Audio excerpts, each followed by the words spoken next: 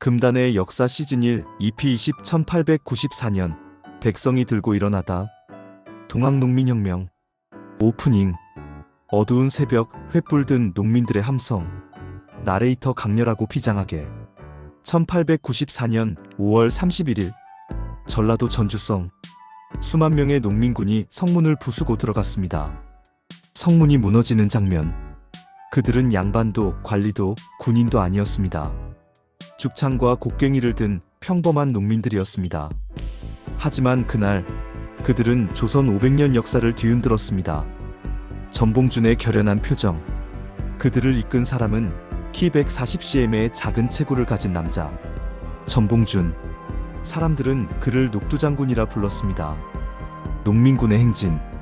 사람을 사람으로 대접하라. 탐과 놀이를 처단하라. 외놈을 몰아내라. 그들의 외침은 단순한 반란이 아니었습니다. 이것은 혁명이었습니다. 강렬한 음악 전환. 하지만 이 혁명은 실패했습니다. 농민군은 우금치에서 전멸했고 전봉준은 교수형에 처해졌으며 조선은 5년 뒤 역사 속으로 사라졌습니다. 피로 물든 들판. 오늘 금단의 역사 시즌1의 마지막 이야기. 우리는 1894년으로 돌아갑니다. 왜 백성들이 들고 일어났는가? 왜 혁명은 실패했는가? 그리고 이 혁명이 남긴 것은 무엇인가? 지금부터 밝혀집니다. 사건 1. 1894년 초 썩어가는 조선. 고통받는 백성. 황폐한 농촌 풍경. 나레이터. 1894년 초 조선은 죽어가고 있었습니다. 시간을 거슬러 올라가는 장면. 이야기를 이해하려면 조금 더 과거로 가야 합니다. 19세기 후반 조선은 심각한 위기에 빠져 있었습니다. 대외적 위기. 대외적으로는 서양 열강과 일본이 조선을 노렸습니다. 1876년 강화도 조약 이후 일본의 영향력이 급증했고 청나라, 러시아, 영국, 미국 등이 조선을 둘러싸고 각축전을 벌였습니다. 대내적 위기. 대내적으로는 부패와 착취가 극에 달했습니다. 세도 정치의 여파로 중앙정부는 무능했고 지방 관리들은 백성을 쥐어짜는 데만 혈안이었죠. 민중의 삶. 그 피해는 고스란히 백성에게 돌아갔습니다. 한 농민 가족의 이야기. 전라도 고부군의 한 농민 가정을 봅시다. 아버지는 50대, 어머니는 40대, 자식이 셋. 5식구가 작은 땅을 경작하며 살아갑니다. 수확의 계절. 가을이 되어 쌀을 수확합니다.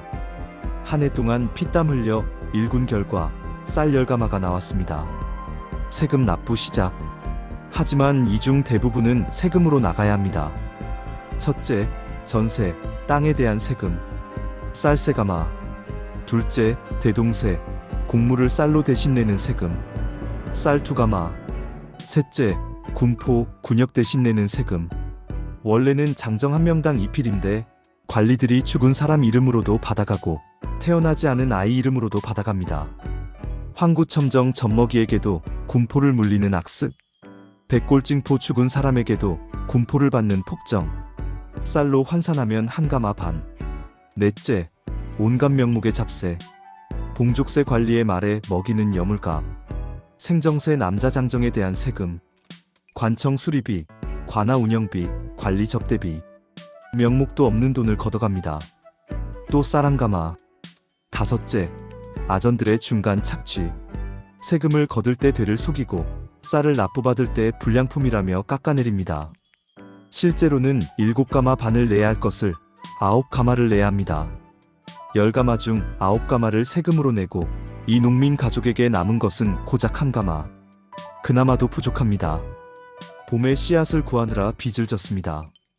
고리대 금업자는 5할, 18의 이자를 받아갑니다. 원금 쌀 반 가마를 빌렸다면 가을에는 쌀 한 가마를 갚아야 합니다. 결국 이 가족에게는 아무것도 남지 않습니다. 겨울을 나려면 최소한 쌀 세 가마는 있어야 합니다. 하지만 한 톨도 없습니다. 이 농민은 생각합니다. 이렇게 살아서 뭐하나? 이것은 한 가족만의 이야기가 아니었습니다. 전라도 전체, 아니 조선 전국의 농민들이 이런 처지였습니다. 전국 곳곳에서 백성들은 굶주렸습니다. 흉년이 계속되었고 세금은 하늘을 찔렀으며 관리들의 부패는 극에 달했습니다. 겨울마다 수천 명이 굶어 죽었습니다. 춥고 배고픈 아이들이 길거리에서 얼어 죽었습니다. 심지어 일부 지역에서는 인육을 먹는 일까지 벌어졌습니다. 실록에도 기록되어 있습니다. 기근이 극심하여 사람이 사람을 잡아먹었다. 백성들의 분노는 임계점에 달했습니다. 이대로는 살 수 없다. 특히 전라도는 최악이었습니다. 전라도 고부군. 이곳의 군수 조병갑은 악명 높은 탐관오리였습니다. 조병갑. 그는 어떤 사람이었을까요? 조병갑은 양반 출신으로 과거에 급제하여 관직에 올랐습니다. 하지만 그는 청렴한 선비가 아니라 탐욕스러운 탐관오리였습니다. 고부에 오기 전 다른 고을에서도 악명이 높았습니다. 백성들의 재산을 빼앗고 세금을 횡령하고 뇌물을 받았죠. 그런 그가 1892년 고부 군수로 부임했습니다. 백성들은 불안했습니다. 또 악질 군수가 왔구나. 조병갑은 백성들에게서 모든 것을 빼앗았습니다. 첫째, 세금을 2배, 3배로 올렸습니다. 법으로 정해진 세금도 과중한데 그는 마음대로 세율을 올렸습니다. 둘째, 없는 명목까지 만들어 돈을 걷었습니다. 수세물을 사용하는 데 세금, 가옥새 집에 사는 데 세금, 가축세 소, 돼지를 기르는 데 세금, 심지어 호흡세라는 농담 같은 세금까지 만들려 했습니다. 셋째, 세금을 내지 못하면 폭력을 휘둘렀습니다. 포졸들이 집으로 쳐들어와 가재도구를 빼앗고 소와 돼지를 끌고 가고 심지어 딸을 기생으로 팔아버렸습니다. 하지만 가장 악랄한 것은 만석보 사건이었습니다. 만석보는 저수지입니다. 물을 가두어 농사에 사용하는 시설이죠. 1893년 조병갑은 선언했습니다. 백성들의 농사를 돕기 위해 저수지를 만들겠다. 백성들은 처음에는 기대했습니다. 저수지가 생기면 농사가 좋아지겠구나. 하지만 곧 악몽이 시작되었습니다. 조병갑은 고부의 모든 장정을 강제로 동원했습니다. 보름 동안 공사에 동원된 백성들, 새벽부터 밤까지 일했습니다. 그들은 한 푼의 품삯도 받지 못했습니다. 게다가 식사조차 스스로 해결해야 했죠. 흙을 파고 돌을 나르고 둑을 쌓고 노인과 아이까지 동원되었습니다. 일하다 쓰러지는 사람도 있었습니다. 감독하는 아전들은 채찍을 휘둘렀습니다. 빨리 일해. 게으름 피우지 마. 조금이라도 느리면 매를 맞았습니다. 보름간의 고된 노동 끝에 저수지가 완성되었습니다. 저수지가 완성되자 조병갑은 선언했습니다. 이 물을 사용하려면 수세를 내라. 수세는 엄청났습니다. 논 한 마지기당 쌀 2말. 고부군 전체로는 수천 섬의 쌀이었습니다. 백성들은 분노했습니다. 우리가 공짜로 일해서 만든 저수지인데 그 물을 쓰려면 또 돈을 내라고? 몇몇 용감한 백성이 항의했습니다. 군수님, 이것은 부당합니다. 우리가 공사를 했는데 왜 또 돈을 받습니까? 조병갑은 그들을 매질했습니다. 감히 관청의 결정에 항의하는가? 너희는 반역자다. 결국 백성들은 어쩔 수 없이 수세를 냈습니다. 하지만 그 돈은 백성이 아닌 조병갑의 주머니로 들어갔죠. 조병갑은 이렇게 모은 돈으로 호화 생활을 했습니다. 서울에 큰 집을 사고 첩을 열어두고 비싼 술과 음식을 즐겼습니다. 반면 백성들은 더욱 굶주렸습니다. 백성들의 원한은 쌓여갔습니다. 더 이상 참을 수 없다. 이때 한 사람이 나섰습니다. 전봉준. 고부의 향리 출신으로 키는 작았지만 뜻은 컸던 사람. 전봉준은 어떤 사람이었을까요? 1854년 전라도 고부군 이평면에서 태어났습니다. 아버지 전창혁은 서당 훈장이었고 어머니는 평범한 농가의 딸이었습니다. 전봉준은 어려서부터 총명했습니다. 아버지에게서 한학을 배웠고 특히 역사와 병법에 관심이 많았습니다. 그의 키는 140cm 정도로 매우 작았습니다. 그래서 사람들은 그를 녹두라고 불렀습니다. 녹두처럼 작고 단단하다는 의미였죠. 하지만 그의 정신은 거인이었습니다.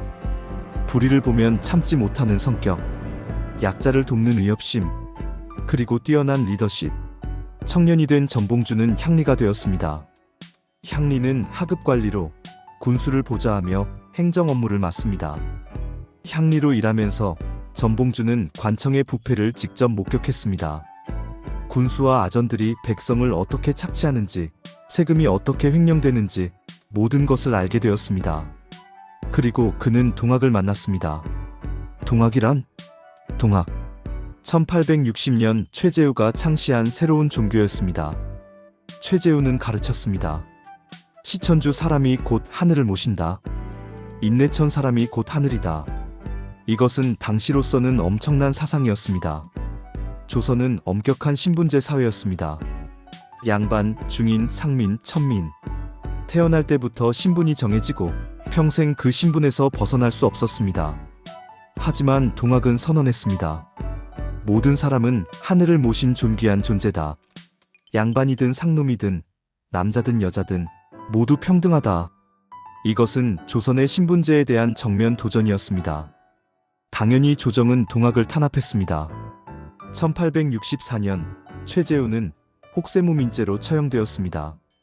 백성을 현혹시킨다는 이유였죠. 하지만 동학은 사라지지 않았습니다. 오히려 더욱 퍼져나갔습니다.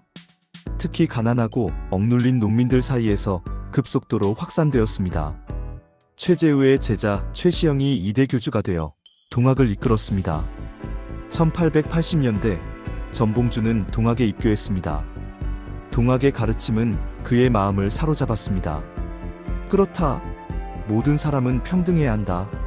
신분제는 틀렸다.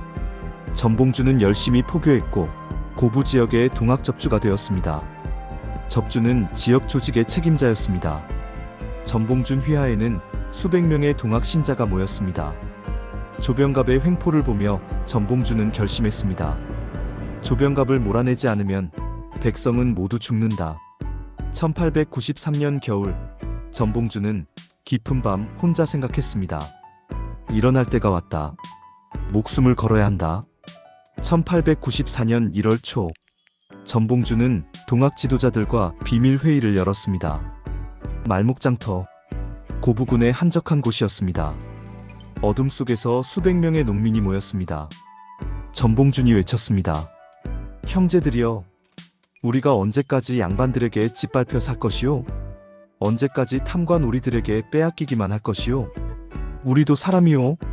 사람을 사람으로 대접받아야 하지 않겠소.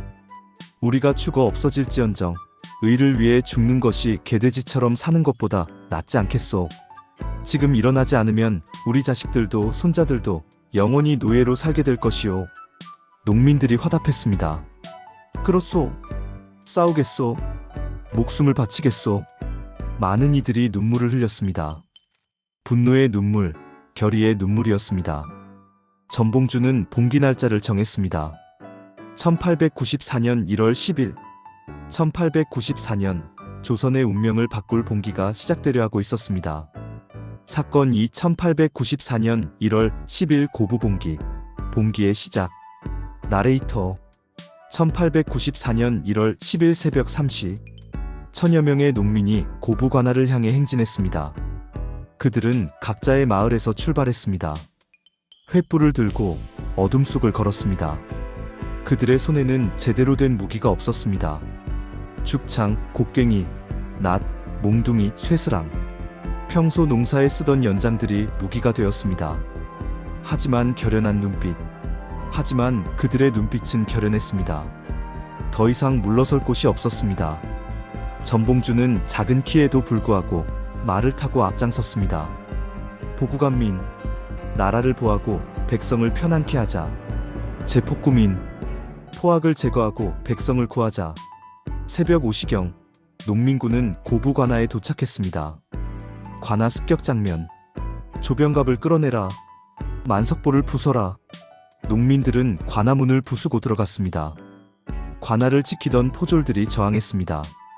하지만 천여 명의 농민 앞에서는 무용지물이었습니다. 포졸들은 금방 항복했습니다.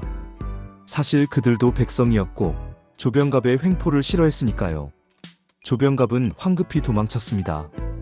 그는 이미 전날 밤 위험을 감지하고 몰래 관아를 빠져나간 것이죠. 조병갑은 전주로 도망쳤습니다. 전라 감사에게 구원을 요청하기 위해서였습니다.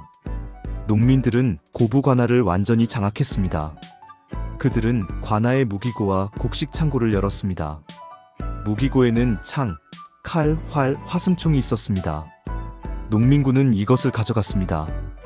곡식 창고에는 쌀이 가득했습니다. 백성들에게서 거둔 세금이었습니다. 전봉주는 명령했습니다. 이 쌀을 굶주린 백성들에게 나눠주라. 이것은 원래 백성들의 것이다. 백성들은 환호했습니다. 수백 년 동안 착취당하기만 했던 그들이 처음으로 정의를 맛본 순간이었습니다. 한 노인이 쌀을 받아들고 눈물을 흘렸습니다. 내 평생 이런 날이 올 줄은. 아이들은 쌀을 보고 기뻐했습니다. 오랜만에 배불리 먹을 수 있게 되었으니까요. 농민군은 관아의 문서들도 태웠습니다. 특히 호적 문서와 노비 문서를 불태웠습니다. 노비 문서를 태우는 것은 상징적 의미가 컸습니다. 노비를 해방시키는 행위였으니까요. 조병갑은 도망쳤지만 그의 부하였던 악질 아전들은 잡혔습니다. 전봉주는 즉석 재판을 열었습니다. 이자는 백성들에게 무슨 짓을 했는가? 백성들이 하나둘씩 나와 증언했습니다. 이자가 내 소를 빼앗아갔습니다. 이자가 내 딸을 기생으로 팔았습니다. 이자가 세금을 2배로 받아갔습니다. 전봉주는 판결했습니다. 이자들은 백성의 적이다. 처벌한다. 매질. 악질 아전들은 매를 맞았습니다. 하지만 전봉주는 죽이지는 않았습니다. 전봉주는 처음부터 원칙을 세웠습니다. 무고한 사람을 죽이지 마라. 우리는 정의를 위해 싸우는 것이지 복수를 위해 싸우는 것이 아니다. 그 다음 날 1월 11일 농민군은 만석보로 향했습니다. 만석보 도착. 만석보. 백성들의 땀과 눈물로 만들어진 저수지. 하지만 그것은 조병갑의 착취 도구가 되었습니다. 이 저수지를 파괴한다. 전봉준의 명령이 떨어졌습니다. 수백 명의 농민이 곡괭이와 삽을 들고 둑을 무너뜨리기 시작했습니다. 쾅! 쾅! 쾅! 둑이 무너졌습니다. 엄청난 양의 물이 쏟아져 나왔습니다. 상징적 의미. 물과 함께 백성들의 한도 쏟아져 나왔습니다. 억울하게 빼앗긴 땀의 대가였던 만석보. 그것이 무너져 내렸습니다. 농민들은 환호했습니다. 와! 고부봉기는 성공했습니다. 조병갑은 도망쳤고 관아는 장악되었으며 만석보는 파괴되었습니다. 전봉주는 농민들 앞에서 연설했습니다. 형제들이여, 우리가 해냈소. 하지만 이것은 시작일 뿐이오. 조정이 반드시 보복할 것이오. 전봉주는 알고 있었습니다. 이것은 시작에 불과하다. 조정이 반드시 보복할 것이다. 전봉주는 농민군을 해산시켰습니다. 일단 돌아가 기다리자. 조정의 처분을 보자. 농민들은 기대했습니다. 조정에서 조병갑을 처벌하고 우리의 억울함을 풀어주겠지? 고부봉기 소식은 한양에 전해졌습니다. 대신들이 모여 회의했습니다. 전라도 고부에서 백성들이 반란을 일으켰다고 합니다. 고종은 놀랐습니다. 반란이라니. 즉시 진압하라. 한 대신이 건의했습니다. 전하, 조병갑이 가혹하게 백성을 착취했다고 합니다. 그를 먼저 조사하고 처벌해야 합니다. 하지만 대부분의 대신들은 반대했습니다. 반란은 반란입니다. 이유가 무엇이든 백성이 관아를 습격한 것은 역적 행위입니다. 결국 조정은 결정했습니다. 고부의 반란을 진압하고 주모자를 체포하라. 조정은 새 군수 박원명을 보냈습니다. 그의 임무는 하나. 고부의 반란을 진압하고 주모자를 체포하라. 1894년 2월 초 박원명이 고부에 도착했습니다. 박원명은 고부에 도착하자마자 봉기에 참여한 농민들을 잡아들이기 시작했습니다. 농민군에 참여한 사람들뿐만 아니라 의심되는 모든 사람을 잡아들였습니다. 농민들은 고문당하고 죽임을 당했습니다. 봉기에 참여하지 않은 사람들까지 연루되었습니다. 고부는 공포 분위기에 휩싸였습니다. 전봉주는 피를 토하는 심정이었습니다. 조정은 썩었다. 탐과 놀이를 처벌하는 대신 억울한 백성을 죽이다니. 그는 결심했습니다. 이제는 고부만의 문제가 아니다. 조선 전체를 바꿔야 한다. 전봉주는 동학의 최고 지도자 최시영을 찾아갔습니다. 전봉주는 말을 타고 며칠을 달려 충청도 보은에 있는 최시영을 만났습니다. 교주님, 이제는 일어나야 합니다. 백성을 구하려면 조정과 싸워야 합니다. 최시영은 깊은 고민에 빠졌습니다. 동학은 종교였습니다. 정치적 봉기에 나서는 것은 위험했죠. 게다가 동학은 이미 조정의 탄압을 받고 있었습니다. 전접주, 그대의 마음은 이해하오. 하지만 조정과 맞서 싸운다는 것은 수많은 백성이 죽을 수 있어. 전봉주는 무릎을 꿇고 간청했습니다. 교주님, 동학은 보구간민을 가르칩니다. 나라를 보하고 백성을 편안케 하는 것. 지금 백성은 죽어가고 나라는 망해가고 있습니다. 가만히 있는 것이 동학의 가르침입니까? 논리적 설득. 우리가 싸우지 않으면 백성은 죽습니다. 하지만 우리가 싸우면 적어도 희망은 있습니다. 교주님, 결단을 내려주십시오. 최시영은 한참을 고민하다가 천천히 고개를 끄덕였습니다. 좋소. 하지만 신중하게 하시오. 무고한 백성의 피를 흘리지 마시오. 그리고 약탈하지 마시오. 우리는 의적이 아니라 의병이오. 전봉주는 깊이 절을 올렸습니다. 반드시 성공하겠습니다. 1894년 2월부터 3월까지 전봉주는 전국의 동학 조직과 접촉했습니다.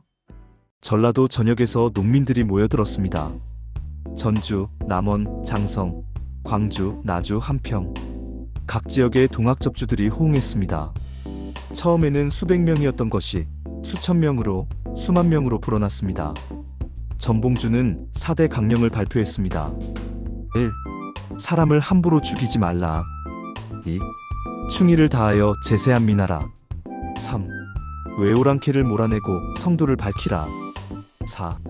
군대를 몰아 서울로 쳐들어가 권기를 멸하라. 또한 구체적인 행동 강령도 만들었습니다. 백성의 재물을 빼앗지 마라. 여자를 범하지 마라. 노약자와 어린이를 해치지 마라. 항복한 적은 살려주라. 이것은 단순한 오합지졸이 아니었습니다. 규율을 갖춘 의병이었습니다. 이것은 단순한 농민봉기가 아니었습니다. 조선을 바꾸려는 혁명의 깃발이었습니다. 1894년 3월, 전봉주는 재봉기를 선언했습니다. 장소는 부안군 백산, 전라도 각지에서 농민군이 모여들었습니다. 3월 말, 백산에는 8,000명의 농민군이 집결했습니다. 끝없이 펼쳐진 농민군의 진영. 흰색 두건을 두른 농민들. 손에는 축창과 농기구. 전봉주는 경문을 발표했습니다. 우리가 위를 들어 이렇게 일어난 것은 그 본뜻이 다른 데 있지 아니하고 탐악한 관리의 머리를 베고 권세와 이익을 탐하는 무리들을 몰아내어 백성을 도탄에서 건지고 나라를 반석 위에 놓으려는 것이다. 와! 8,000명의 함성이 하늘을 찔렀습니다. 조선 역사상 최대 규모의 농민혁명이 시작되고 있었습니다. 사건 3894년 4월 황토연 전투 첫 번째 승리. 1894년 4월 봄, 백산에서 출발한 농민군은 북상했습니다. 목표는 전주성. 하지만 그 전에 넘어야 할 산이 있었습니다. 한양 조정은 전라도 감사 김문현에게 명령했습니다. 즉각 농민군을 진압하라. 김문현은 700명의 정규군을 이끌고 출동했습니다. 1894년 4월 7일, 전라도 정읍 황토연. 운명의 전투가 벌어졌습니다. 황토연은 좁은 계곡이었습니다. 양쪽에 언덕이 있고 가운데로 좁은 길이 나 있었습니다. 전봉주는 주요 지휘관들을 모았습니다. 손아중, 김계남, 최경선. 관군은 700명, 우리는 8,000명. 숫자는 우리가 많지만 무기와 훈련은 그들이 우위요. 하지만 이 좁은 계곡에서는 숫자가 큰 힘이 될 것이요. 양쪽 언덕에 매복하고 관군이 계곡에 들어오면 일제히 공격하시오. 농민군은 계곡 양쪽 언덕에 매복했습니다. 죽창을 든 농민들, 돌을 쌓아놓은 병사들, 화승총을 든 사수들 모두가 숨을 죽이고 기다렸습니다. 4월 7일 아침 8시경, 김문현이 이끄는 관군이 황토연에 들어왔습니다. 김문현은 자신만만했습니다. 농민 오합지졸 따위 금방 흩어질 것이다. 관군 700명이 줄지어 계곡에 들어왔습니다. 전봉준이 칼을 높이 들었습니다. 그리고 외쳤습니다. 지금이다. 공격. 와. 양쪽 언덕에서 농민군이 일제히 공격했습니다. 먼저 돌팔매가 쏟아졌습니다. 수천 개의 돌이 비처럼 떨어졌습니다. 관군은 당황했습니다. 매복이다. 사방에서 공격받는다. 이어서 화살이 날아왔습니다. 수백 발의 화살이 빗발쳤습니다. 그 다음은 화승총. 탕, 탕, 탕. 관군 병사들이 쓰러졌습니다. 마지막으로 농민군이 계곡으로 내려왔습니다. 죽창을 들고 돌격했습니다. 좁은 계곡에서 치열한 백병전이 벌어졌습니다. 죽창과 칼이 부딪혔습니다. 비명과 함성이 뒤섞였습니다. 농민군의 기세는 놀라웠습니다. 수백 년 동안 쌓인 분노가 폭발했습니다. 전봉주는 작은 책으로 말을 타고 농민군을 지휘했습니다. 밀어붙여라. 우리가 이긴다. 관군은 무너지기 시작했습니다. 좁은 계곡에서 사방에서 공격받으니 대오가 무너졌습니다. 김문현은 당황했습니다. 이럴 수가. 농민들이 이렇게 강할 줄이야. 결국 관군은 버티지 못했습니다. 김문현이 외쳤습니다. 퇴각, 퇴각하라. 관군은 도망쳤습니다. 무기를 버리고 갑옷을 벗어던지고 필사적으로 도망쳤습니다. 농민군은 추격했습니다. 도망가는 적을 놓치지 마라. 전투는 농민군의 완승이었습니다. 관군 사상자는 300명 이상, 농민군 사상자는 100명 미만. 김문현은 간신히 목숨을 건져 도망쳤습니다. 이겼다. 우리가 관군을 이겼다. 농민군은 환호했습니다. 이것은 엄청난 사건이었습니다. 천민 농민들이 조정의 정규군을 격파한 것입니다. 조선 500년 역사에서 전례 없는 일이었죠. 농민군은 관군이 버린 무기를 노획했습니다. 칼, 창, 활, 화승총, 화약. 이제 농민군은 더 강해졌습니다. 전봉주는 병사들 앞에서 말했습니다. 형제들이여, 오늘 우리는 증명했소. 우리도 싸울 수 있다는 것을, 우리도 이길 수 있다는 것을.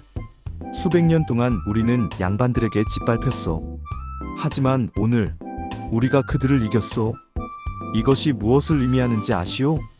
우리가 바꿀 수 있다는 것이오. 조선을 바꿀 수 있다는 것이오. 와. 농민군의 함성이 하늘을 찔렀습니다. 황토현 전투의 소식은 전국으로 퍼져나갔습니다. 전라도 각지에서 농민들이 반응했습니다. 농민군이 관군을 이겼다고? 정말인가? 그렇다면 우리도 일어나야 하지 않을까? 승리 소식을 들은 농민들이 몰려들었습니다. 남원, 순창, 태인, 금구, 익산, 전라도 전역에서 농민들이 일어났습니다. 며칠 사이에 농민군은 3만 명으로 불어났습니다. 농민군은 계속 승리했습니다. 4월 중순 장성 전투. 전라 감사가 보낸 증원군 500명을 격파했습니다. 4월 말 황룡촌 전투. 또다시 관군 1000명을 격파했습니다. 4월 말 농민군은 전라도의 대부분을 장악했습니다. 군수들은 도망쳤고 관아들은 무너졌습니다. 전봉주는 다음 목표를 정했습니다. 전주성. 전라도의 중심이자 조선 제2의 도시였습니다. 전주성을 점령하면 조정도 우리를 무시하지 못할 것이오. 전주는 단순한 도시가 아니었습니다. 전주 이씨의 본향, 조선 왕조의 뿌리가 있는 곳이었죠. 한양의 조정은 충격에 빠졌습니다. 황토현에서 패했습니다. 장성에서도 패했습니다. 황룡촌에서도 패했습니다. 대신들은 공포에 떨었습니다. 이대로 가다가는 농민군이 한양까지 올라올 수 있습니다. 고종은 긴급 어전회의를 소집했습니다. 어찌 이런 일이? 즉각 대책을 마련하라. 5월 초 농민군 3만 명은 전주를 향해 진군했습니다. 거대한 행렬, 끝없이 이어지는 흰 두건의 물결. 역사의 물결이 움직이고 있었습니다. 사건 1894년 5월 31일 전주성 점령. 1894년 5월 27일 농민군은 전주성을 포위했습니다. 전주성은 조선의 주요 도시였습니다. 높은 성벽, 견고한 성문, 충분한 방어시설. 전주 감영의 병력은 약 2,000명. 하지만 농민군은 3만 명이 넘었습니다. 압도적인 숫자의 차이였습니다. 전주성을 지키는 것은 양호초 토사 홍계운이었습니다. 그는 조정에서 파견한 진압군 사령관이었죠. 홍계운은 경험 많은 장수였습니다. 이전에 여러 반란을 진압한 경력이 있었습니다. 하지만 이번은 달랐습니다. 이전의 반란들은 기껏해야 수백 명, 많아야 수천 명이었습니다. 하지만 이번 농민군은 3만 명. 게다가 연전연승하며 기세가 하늘을 찌르고 있었습니다. 며칠간 팽팽한 대치가 이어졌습니다. 홍계운은 생각했습니다. 농민군이 많지만 제대로 된 무기도 없고 훈련도 안 되어 있다. 성 안에서 버티면서 지원군을 기다리면 된다. 전봉준도 고민했습니다. 성을 정면으로 공격하면 피해가 클 것이다. 하지만 시간을 끌면 조정에서 지원군이 올 것이다. 전봉준은 먼저 협상을 시도했습니다. 사자를 보내 홍계운에게 전했습니다. 우리는 조정과 싸우려는 것이 아니오. 탐관오리를 처벌하고 패정을 개혁하려는 것이오. 문을 열고 항복하시오. 그러면 목숨은 보장하겠소. 하지만 홍계운은 거절했습니다. 역적들에게 항복할 수는 없다. 협상이 결렬되자 전봉준은 공격을 결정했습니다. 5월 31일 새벽 4시 농민군이 총공격을 시작했습니다. 동, 서, 남, 북 사방에서 동시에 공격했습니다. 사다리를 놓고 성벽을 올랐습니다. 수천 명의 농민이 개미처럼 성벽을 기어올랐습니다. 돌을 던지며 성벽을 압박했습니다. 불화살을 쏘아 성 안에 불을 질렀습니다. 전주성 안에서는 필사적으로 저항했습니다. 화포를 쏘고 화살을 쏘며 돌을 던지고 끓는 물을 부었습니다. 농민군이 쓰러졌습니다. 화살에 맞아, 총에 맞아, 돌에 맞아. 하지만 뒤에서 계속 올라왔습니다. 한 사람이 쓰러지면 두 사람이 올라오고 두 사람이 쓰러지면 네 사람이 올라왔습니다. 홍계운은 당황했습니다. 이렇게까지 필사적일 줄이야. 특히 남문이 위험했습니다. 농민군의 집중 공격을 받아 성문이 흔들리기 시작했습니다. 농민군은 거대한 통나무를 가져왔습니다. 수십 명이 통나무를 들고 성문을 향해 돌진했습니다. 쿵, 쿵, 쿵. 성문에 금이 가기 시작했습니다. 성 안의 병사들은 공포에 떨었습니다. 남문이 무너진다. 홍계운은 고민에 빠졌습니다. 이대로 가다가는 성이 함락될 것이다. 오후 3시경 마침내 남문이 무너졌습니다. 쾅! 거대한 소리와 함께 문짝이 떨어졌습니다. 와! 문이 열렸다. 농민군이 성 안으로 쏟아져 들어왔습니다. 수천 명이 한꺼번에 들어왔습니다.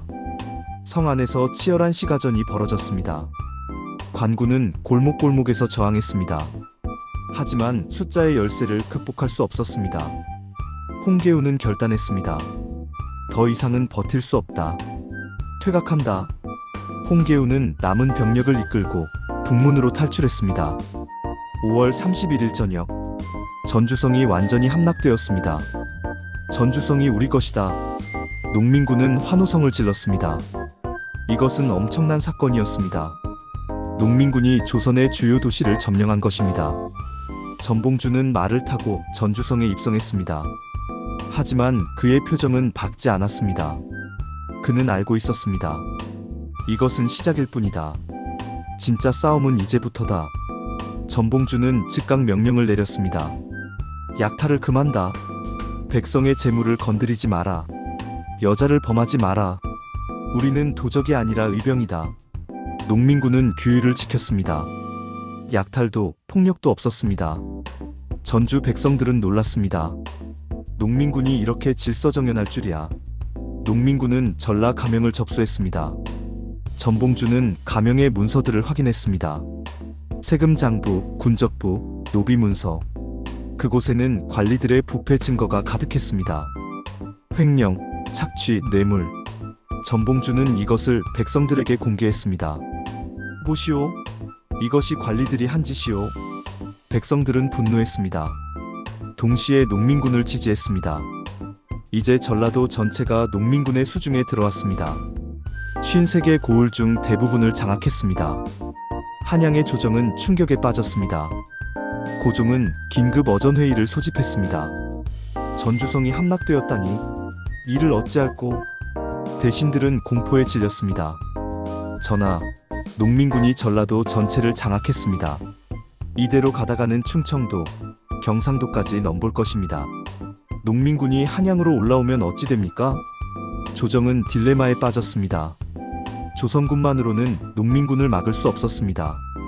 영의정 김웅집이 제안했습니다. 전하, 청나라에 원군을 요청하는 것이 어떻겠습니까? 일부 대신이 반대했습니다. 그것은 안 됩니다. 외국 군대를 우리 땅에 들이는 것은 위험합니다. 하지만 대부분의 대신들은 찬성했습니다. 지금은 비상시국입니다. 농민군을 진압하는 것이 급선무입니다. 고종은 고민 끝에 결정했습니다. 청나라에 원군을 요청하라. 이것은 치명적인 선택이었습니다. 조선의 운명을 바꿀 선택이었습니다. 6월 초, 조선은 청나라에 공식적으로 원군을 요청했습니다. 청나라는 즉각 응했습니다. 조선을 도와 반란을 진압하겠다. 6월 8일, 청나라 군대 2,500명이 인천에 상륙했습니다. 그런데 문제가 생겼습니다. 1885년 텐진 조약에 따르면 청나라가 조선에 군대를 보내면 일본도 같은 수의 군대를 보낼 수 있었습니다. 6월 9일, 일본군 7,000명이 인천에 상륙했습니다.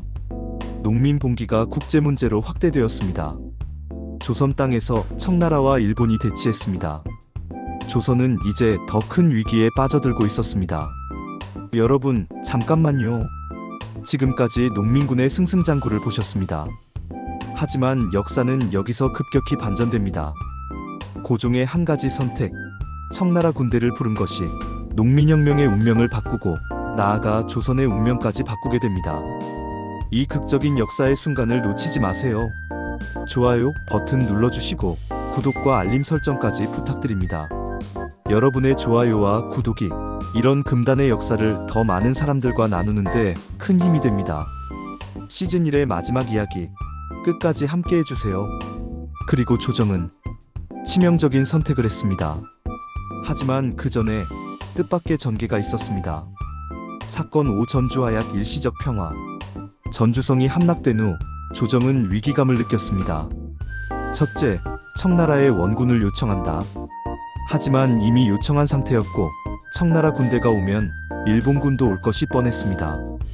둘째, 농민군과 협상한다.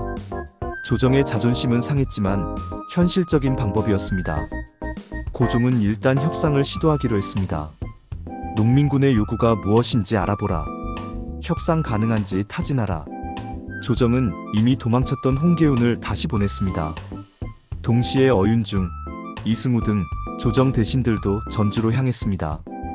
6월 10일, 전주 가명에서 농민군 대표와 조정 대표가 만났습니다. 분위기는 긴장되어 있었습니다. 어윤중이 말문을 열었습니다. 전봉준, 이 난리를 그만두고 해산하라. 그러면 조정에서 관대하게 처분하겠다. 전봉준은 단호했습니다. 관대한 처분이라니요? 우리가 무슨 죄를 지었기에 용서를 구해야 합니까? 우리는 정당한 일을 했을 뿐입니다. 탐과 놀이를 몰아내고 불공정한 세금을 바로잡고 백성을 구하려 했을 뿐입니다. 잘못한 것은 조정입니다. 백성을 돌보지 않고 탐과 놀이를 방치하고 패정을 개혁하지 않은 것이 잘못입니다. 분위기가 험악해졌습니다. 전봉준은 조목조목 요구사항을 제시했습니다. 우리의 요구는 간단하오. 제1조 동학도와 정부는 합심하여 국정을 보호하고 외세를 물리친다. 제2조 탐관오리는 그 죄상을 조사하여 엄징한다. 제3조 횡포한 부호는 엄징한다. 제4조 불량한 유림과 양반배는 징벌한다. 제5조 노비문서는 소각한다. 제6조 칠반천인의 대우를 개선하고 백정이 쓰는 평량갓을 없앤다. 제7조 청상과부의 재혼을 허용한다. 제8조 무명잡세는 모두 폐지한다. 제9조 관리채용은 지벌을 타파하고 인재를 등용한다. 제10조 외인과 내통하는 자는 엄벌한다. 제11조 공사체는 무효로 한다. 제12조 토지는 평균으로 분작한다. 이 요구들은 혁명적이었습니다. 신분제 철폐, 토지개혁, 관리 부패 척결. 조선의 근본을 바꾸자는 것이었죠. 어윤중은 난처했습니다. 이 요구들을 조정이 받아들일 리 없었습니다. 하지만 거절하면 전쟁이 계속될 것이었죠. 어윤중이 제안했습니다. 전적주, 이 요구들은 조정에서 즉각 받아들이기 어렵소. 하지만 단계적으로 개혁을 추진할 수는 있어. 일단 농민군이 해산하고 조정은 패정을 개혁하겠다고 약속하는 것이 어떻겠소? 전봉주는 웃었습니다. 단계적 개혁이라. 그 말을 믿으라는 말이오? 농민군이 해산하면 조정은 약속을 지킬 것이라 생각하시오? 핵심은 신뢰의 문제였습니다. 조정을 믿을 수 없었습니다. 전봉준이 제안했습니다. 좋소. 하지만 조건이 있소. 우리가 직접 개혁을 실행하게 해주시오. 전라도 각 고을에 집강소를 설치하겠소. 집강소에서 동학 신자들이 지방 행정을 관리하고 직접 개혁을 추진하겠소. 이것은 획기적인 제안이었습니다. 백성이 직접 행정을 맡는다는 것. 조선 역사상 전무후무한 일이었습니다. 어윤중은 깊이 고민했습니다. 이것을 허락하면 사실상 전라도를 농민군에게 넘겨주는 것이나 마찬가지였습니다. 하지만 다른 선택지가 없었습니다. 청나라 군대는 이미 와 있었고 일본군도 와 있었습니다. 국제적 문제로 비화되면 더 큰 화가 날 수 있었습니다. 어윤중은 한양의 조정과 교신했습니다. 전라도에 집강소를 허락하는 것이 어떻겠습니까? 한양 조정에서는 격렬한 논쟁이 벌어졌습니다. 보수파는 반대했습니다. 역적들에게 행정권을 넘긴다니 말도 안 됩니다. 현실파는 주장했습니다. 지금은 비상시국입니다. 청나라와 일본이 조선 땅에 군대를 주둔시키고 있습니다. 농민군과 전쟁을 계속하면 두 나라가 개입할 명분을 줍니다. 일단 농민군을 해산시키고 외국 군대를 물러나게 하는 것이 급선무입니다. 고종은 고민 끝에 결정했습니다. 허락한다. 일단 사태를 수습하라. 결국 타협이 이루어졌습니다. 6월 11일 전주화약이 체결되었습니다. 조건은 이러했습니다. 1. 농민군은 해산하고 집으로 돌아간다. 2. 조정은 탐관 오리를 처벌하고 패정을 개혁한다. 3. 농민군은 전라도에 집강소를 설치하여 자치권을 갖는다. 전봉준과 어윤중이 문서에 서명했습니다. 조선 역사상 처음으로 백성과 조정이 대등한 입장에서 협상한 순간이었습니다. 전봉준은 농민군에게 선포했습니다. 형제들이여, 우리는 승리했소. 조정이 우리의 요구를 받아들였소. 이제 집으로 돌아가시오. 하지만 각 고을의 집강소에서 우리가 직접 개혁을 추진할 것이오. 농민군은 눈물을 흘리며 해산했습니다. 승리의 기쁨과 헤어짐의 슬픔이 뒤섞였습니다. 형제여, 건강히 계시오. 우리가 해냈소. 우리가 세상을 바꿨소. 전라도 53개 고을에 집강소가 설치되었습니다. 각 고을마다 집강이 임명되었습니다. 집강은 해당 지역의 행정 책임자였습니다. 대부분 동학 신자 중에서 선출되었습니다. 집강소는 다음과 같은 일을 했습니다. 세금 징수 감독, 불공정한 관행 시정, 탐관오리 감시, 토지 분쟁 조정, 노비 해방 실행. 집강소는 실제로 개혁을 시행했습니다. 불공정한 세금을 폐지하고 탐관오리를 축출하고 노비 문서를 불태웠습니다. 각 고을에서 노비 해방식이 거행되었습니다. 노비 문서를 불태우는 의식이었죠. 평생 노비로 살았던 사람들이 자유인이 되었습니다. 나도 이제 자유인이란 말인가? 많은 이들이 눈물을 흘렸습니다. 세금도 공정하게 걷었습니다. 중간 착취가 사라졌습니다. 아전들의 횡포가 멈췄습니다. 백성들은 만족했습니다. 집강소가 생긴 후로 세상이 달라졌소. 이제야 사람 대접을 받는 것 같소. 6월부터 9월까지 약 3개월. 전라도는 농민들이 다스리는 땅이 되었습니다. 이것은 일종의 이상향 실험이었습니다. 백성이 직접 다스리는 세상. 신분제가 없는 세상. 공정한 세상. 전봉준은 희망을 가졌습니다. 이제 조선이 바꿀 것이다. 전라도에서 시작된 이 개혁이 전국으로 확산될 것이다. 하지만 이 평화는 오래가지 못했습니다. 조선 땅에서는 더 큰 변화가 일어나고 있었습니다. 6월 중순, 조선 땅에서 청나라와 일본이 전쟁을 시작했습니다. 청일전쟁. 고종이 청나라에 원군을 요청한 것이 화근이었습니다. 1885년 텐진 조약에 따르면 청나라가 조선에 군대를 보내면 일본도 같은 수의 군대를 보낼 수 있었습니다. 청나라와 일본은 오래전부터 조선을 두고 대립해왔습니다. 이번 농민봉기는 그들에게 절호의 기회였습니다. 청나라 군대가 2,500명 오자 일본은 7,000명을 보냈습니다. 일본은 명분을 만들었습니다. 조선의 치안을 지키기 위해서다. 조선의 개혁을 돕기 위해서다. 하지만 실제 목적은 달랐습니다. 조선을 장악하고 청나라 세력을 몰아내는 것. 6월 23일 일본군이 경복궁을 습격했습니다. 새벽에 일본군이 경복궁에 쳐들어왔습니다. 고종과 왕씨를 사실상 인질로 잡았습니다. 일본은 친일 정권을 세웠습니다. 김홍집, 박영유 등 친일파들이 권력을 잡았습니다. 7월 25일 조선 서해안 풍도 앞바다에서 청나라 함대와 일본 함대가 충돌했습니다. 전쟁은 일본의 압도적 승리로 끝났습니다. 청나라 군대는 패주했습니다. 이제 조선은 일본의 영향력 아래 완전히 놓이게 되었습니다. 일본은 조선 조정을 완전히 장악했습니다.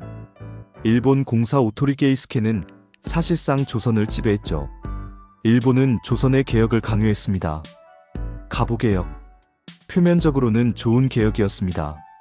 신분제 폐지, 과부제가 허용, 고문 폐지. 하지만 실제로는 일본이 조선을 장악하기 위한 수단이었습니다. 일본은 농민군을 위협으로 간주했습니다. 동학농민군을 해산시켜라. 집강소를 폐지하라. 9월부터 조정은 집강소에 압력을 가하기 시작했습니다. 집강소는 불법이다. 즉각 해산하라. 전주하약을 배신한 것입니다.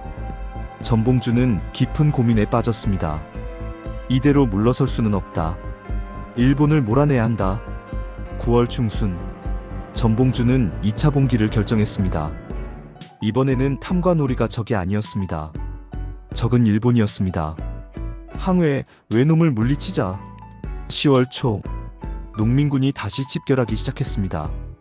이번에는 규모가 더 컸습니다. 전라도뿐만 아니라 충청도, 경상도에서도 일어났습니다. 북쪽의 동학 세력 북접도 합류했습니다. 손병희가 이끄는 수만 명의 농민군이었습니다. 10월 중순 전봉준과 손병희가 만났습니다. 손 대장, 함께 싸웁시다. 전 대장, 우리가 힘을 합치면 일본을 몰아낼 수 있을 것이요. 10월 말 농민군은 총 10만 명이 넘었습니다. 조선 역사상 최대 규모의 민중 봉기였습니다. 전봉준은 결단했습니다. 한양으로 간다. 일본군을 몰아낸다. 11월 초 농민군은 북상을 시작했습니다. 하지만 이번에는 달랐습니다. 적은 조선 관군만이 아니었습니다.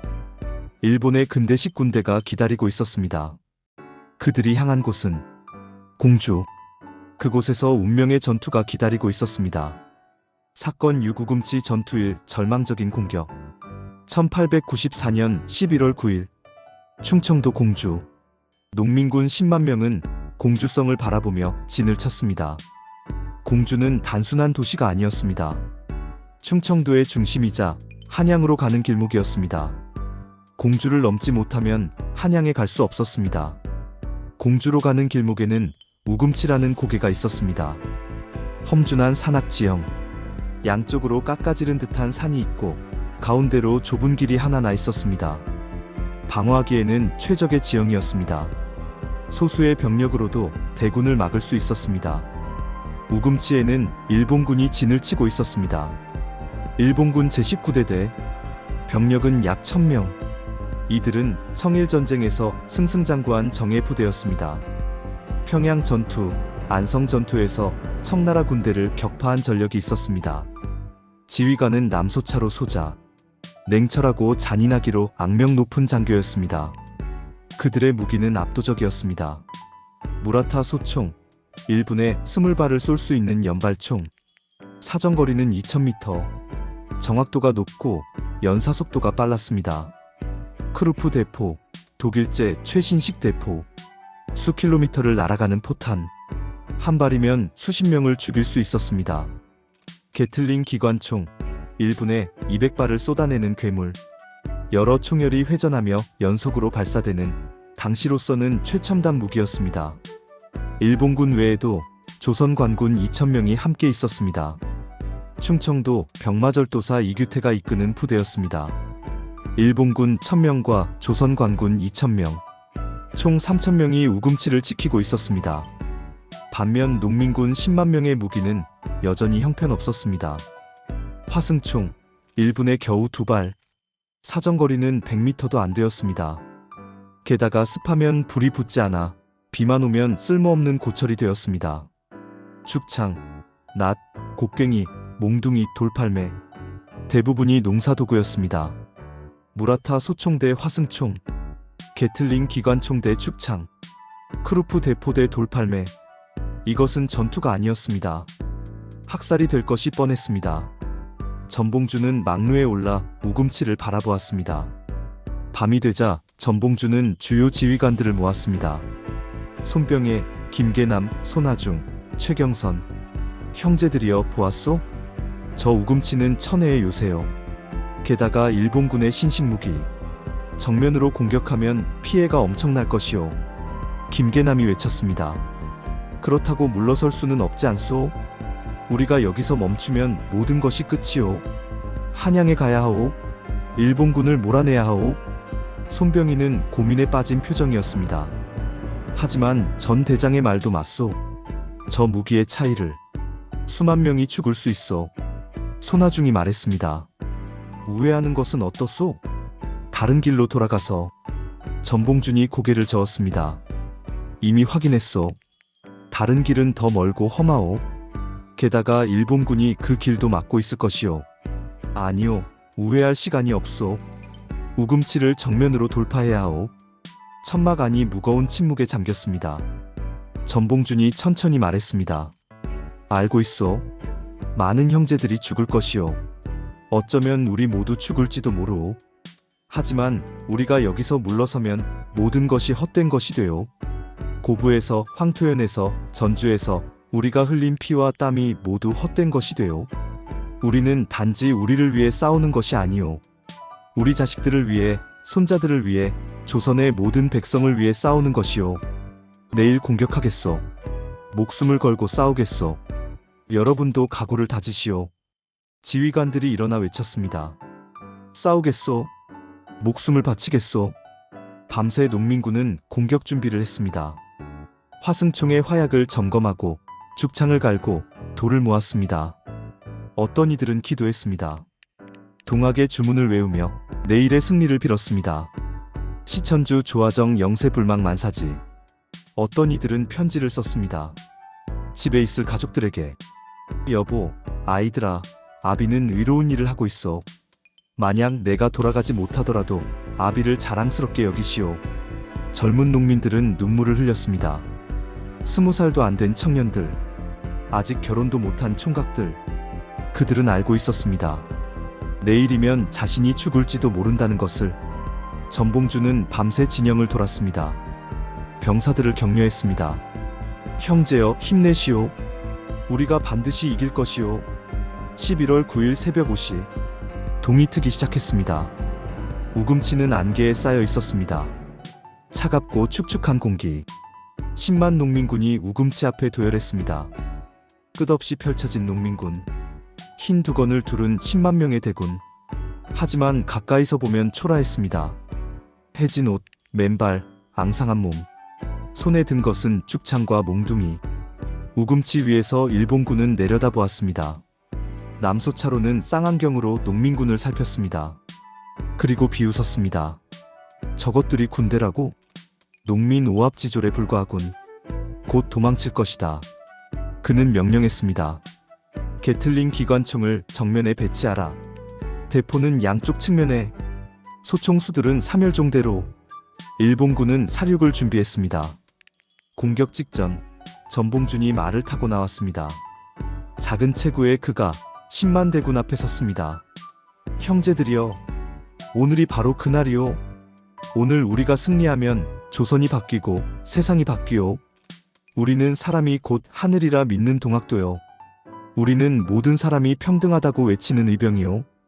우리는 백성을 위해 싸우는 정의의 군대요. 저 앞에 있는 것은 일본군이요. 우리 땅을 빼앗으려는 외놈들이요. 우리 조정을 장악한 침략자들이요. 오늘 우리는 그들을 물리칠 것이요. 아니면 이곳에서 모두 죽을 것이요. 하지만 죽더라도 의롭게 죽을 것이요. 모두 따라 외치시오. 보구간민, 제폭구민, 보구간민, 제폭구민. 10만 명의 함성이 천지를 흔들었습니다. 우금치에 산이 울렸습니다. 전봉준이 칼을 높이 들었습니다. 그리고 외쳤습니다. 공격! 와! 1만 명의 농민군이 우금치를 향해 돌격했습니다. 그들은 언덕을 향해 달렸습니다. 죽창을 들고, 돌을 들고, 몽둥이를 들고. 일본군은 침착하게 기다렸습니다. 남소차로가 손을 들었습니다. 농민군이 200m 앞까지 왔습니다. 그의 손이 떨어졌습니다. 사격! 타다다다닥! 탕! 탕! 탕! 천정의 무라타 소총이 일제히 불을 뿜었습니다. 타다다다다다닥! 게틀링 기관총이 미친 듯이 총알을 쏟아냈습니다. 1분에 200발. 총알이 비처럼 쏟아졌습니다. 농민군이 쓰러졌습니다. 1명, 2명, 10명, 100명. 순식간에 수백 명이 쓰러졌습니다. 으악! 살려줘! 비명이 울려 퍼졌습니다. 피가 땅을 적셨습니다. 하지만 농민군은 멈추지 않았습니다. 앞사람이 쓰러지면 뒷사람이 전진했습니다. 夸과광! 夸광! 대포가 발사되었습니다. 포탄이 농민군 사이에서 폭발했습니다. 사지가 찢기고 내장이 튀고 몸이 공중으로 날아갔습니다. 한 발의 포탄이 수십 명을 죽였습니다. 일부 농민군은 100m 지점까지 도달했습니다. 그들은 돌을 던졌습니다. 창을 던졌습니다. 하지만 거리가 너무 멀었습니다. 일본군 진지까지 닿지 않았습니다. 그들도 곧 쓰러졌습니다. 총알에 포탄에 30분 만에 첫 번째 공격은 완전히 실패했습니다. 1만 명 중 2,000명이 죽거나 다쳤습니다. 5명 중 1명이 쓰러진 것입니다. 일본군 피해는 단 3명 부상. 이것이 근대식 무기와 재래식 무기의 차이였습니다. 살아남은 농민군은 후퇴했습니다. 이럴 수가. 어떻게 저런 무기가. 전봉준은 이를 악물었습니다. 피해가 크지만 물러설 수 없다. 다시 공격한다. 또다시 1만 명이 돌격했습니다. 하지만 결과는 똑같았습니다. 타다다다닥. 夸광! 夸광! 총알과 포탄이 농민군을 휩쓸었습니다. 이번에는 3,000명이 쓰러졌습니다. 전봉준은 멈추지 않았습니다. 다시 공격한다. 이번에는 2만 명이 돌격했습니다. 더 많은 병력을 투입하면 몇 명이라도 일본군 진지에 도달할 수 있을 것이라 생각했습니다. 하지만 결과는 같았습니다. 아니, 더 많은 병력을 투입했으니 피해도 더 컸습니다. 2만 명 중 5,000명이 쓰러졌습니다. 우금치 언덕은 시체로 뒤덮였습니다. 피가 강물처럼 흘렀습니다. 물을 살려줘. 어머니. 부상자들이 신음했습니다. 하지만 아무도 그들을 구할 수 없었습니다. 전투는 계속되고 있었으니까요. 오후에도 공격은 계속되었습니다. 제4차, 제5차, 제6차. 해가 지고 밤이 되었습니다. 하지만 공격은 멈추지 않았습니다. 밤의 어둠을 이용하면 일본군의 조준이 어려울 것이라 생각했습니다. 일본군은 조명탄을 쏘아 올렸습니다. 밤하늘이 대낮처럼 밝아졌습니다. 그리고 다시 총격. 타다다닥. 탕탕탕. 밤에도 학살은 계속되었습니다. 다음 날도 공격은 계속되었습니다. 농민군은 지쳤습니다. 밤새 싸웠으니 당연했습니다. 배고프고 목마르고 지쳤습니다. 그래도 공격했습니다. 앞사람이 쓰러지면 뒷사람이 나아갔습니다. 죽음을 무릅쓴 돌격이었습니다. 한 농민은 자신의 몸에 화약을 묻고 불을 붙인 채 일본군 진지로 뛰어들었습니다. 夸광! 자폭이었습니다. 그는 일본군 5명과 함께 죽었습니다. 다른 농민은 총에 맞아 다리가 잘렸지만 기어가며 일본군 진지를 향했습니다. 그는 죽창을 던졌습니다. 죽창은 일본군 한 명의 가슴에 꽂혔습니다. 그리고 그도 곧 총에 맞아 죽었습니다. 전봉준도 총에 맞았습니다. 다리에 총상을 입었습니다. 피가 철철 흘렀습니다. 부하들이 후송하려 했지만 전봉준은 거절했습니다. 아니오, 나는 여기 남겠소. 병사들과 함께 싸우겠소. 간단히 붕대를 감고 다시 말에 올랐습니다. 그리고 계속 지휘했습니다. 피를 흘리면서도. 사흘째 되는 날, 농민군은 극한까지 지쳐 있었습니다. 사흘 밤낮을 싸웠습니다. 제대로 먹지도 자지도 못했습니다. 화승총의 화약도 떨어져 갔습니다. 이제 대부분이 죽창과 돌뿐이었습니다. 병사들의 사기가 떨어졌습니다. 우리가 이길 수 있을까? 이미 수천 명이 죽었는데. 전봉준이 다시 나섰습니다. 형제들이여, 지금 포기하면 모든 것이 끝이요. 우리가 여기서 물러서면 죽은 형제들이 헛되이 죽는 것이요. 한 번만 더 힘을 내시오. 이번이 마지막이요. 전봉준은 마지막 총공격을 명령했습니다. 남은 모든 병력을 투입한다. 나도 함께 가겠다. 전봉준이 말을 타고 선봉에 섰습니다. 부상당한 다리에서 피가 흘렀지만 그는 칼을 높이 들었습니다. 와! 남은 3만 명이 일제히 돌격했습니다. 이것은 필사의 공격이었습니다. 죽기 살기로 달렸습니다. 일본군은 쉬지 않고 쏘았습니다. 총열이 달아올랐습니다. 기관총의 총열을 물로 식히며 계속 쏘았습니다. 타다다다다다닥. 일부 농민군은 50m 지점까지 도달했습니다. 전봉준도 그 속에 있었습니다. 조금만 더 가면 된다. 콱광. 포탄이 전봉준 옆에서 폭발했습니다. 전봉준은 말에서 떨어졌습니다. 부하들이 달려와 전봉준을 끌어냈습니다. 대장님! 전봉준은 의식을 잃었습니다. 결국 농민군은 우금치를 넘지 못했습니다. 손병희가 퇴각을 명령했습니다. 퇴각한다. 11월 11일 저녁, 농민군은 후퇴했습니다. 3일간의 전투에서 농민군 사상자는 1만 명이 넘었습니다. 전사자 7,000명, 부상자 5,000명. 일본군 피해는 전사자 20명, 부상자 50명, 1만 대 70. 이것이 근대 문명과 전근대 사회의 차이였습니다. 우금치는 피로 물들었습니다. 언덕 전체가 붉게 변했습니다. 시체가 산을 이루었습니다. 며칠 후 까마귀와 독수리가 몰려들었습니다. 시체를 뜯어먹기 위해서였습니다. 실록은 이렇게 기록했습니다. 우금치에서 동학군이 크게 패하여 시체가 산을 이루고 피가 내를 이루었다. 후방에서 의식을 되찾은 전봉준. 그는 눈물을 흘렸습니다. 이제 끝인가? 우리의 꿈은 여기서 끝나는가? 사건 7우금치 전투 2 학살과 폐주. 우금치에서 패배한 후 농민군은 뿔뿔이 흩어졌습니다. 10만 대군이었던 농민군. 하지만 우금치에서의 참패 후 조직은 사실상 붕괴했습니다. 전봉준은 중상을 입었고 많은 지휘관이 전사했습니다. 통일된 지휘가 불가능했습니다. 병사들은 각자 도망쳤습니다. 어떤 이는 고향으로, 어떤 이는 산으로, 어떤 이는 어디로든. 일본군과 조선 관군은 가차없이 추격했습니다.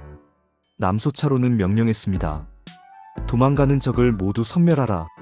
한 명도 살려보내지 마라. 일본군은 집요하게 추격했습니다. 농민군은 도망쳤습니다. 무기를 버리고 갑옷을 벗고 필사적으로 도망쳤습니다. 일본군의 기마대가 추격했습니다. 말을 탄 그들은 훨씬 빨랐습니다. 따라잡힌 농민군은 죽었습니다. 일본군은 항복한 농민군도 죽였습니다. 살려주시오. 항복하겠소. 손을 들고 무릎을 꿇어도 일본군은 총을 쏘거나 칼로 베었습니다. 부상당한 농민군도 죽였습니다. 길에 쓰러져 신음하는 사람들을 일본군은 총검으로 찔러 죽였습니다. 이미 싸울 능력도 없는 사람들을 왜 죽여야 했을까요? 일본군에게는 두 가지 이유가 있었습니다. 첫째, 본보기. 철저히 학살하여 다시는 저항하지 못하게 만드는 것. 둘째, 조선인에 대한 멸시. 일본군은 조선인을 사람으로 보지 않았습니다. 열등한 민족, 정복해야 할 대상으로 봤습니다. 일본군은 농민군이 지나간 마을을 모조리 불태웠습니다. 마을 주민들은 외쳤습니다. 우리는 농민군이 아니오. 우리는 관계없소. 일본군은 들은 척도 하지 않았습니다. 이 마을에서 농민군에게 밥을 줬다. 이 마을이 농민군을 숨겨줬다. 이런 이유만으로 마을 전체를 불태웠습니다. 남자든 여자든 노인이든 아이든 가리지 않고 학살했습니다. 논산의 한 마을, 인구 200명의 작은 마을이었습니다. 농민군이 지나가며 하룻밤 묵었다는 이유로 일본군이 습격했습니다. 남자들은 모두 끌어내 총살했습니다.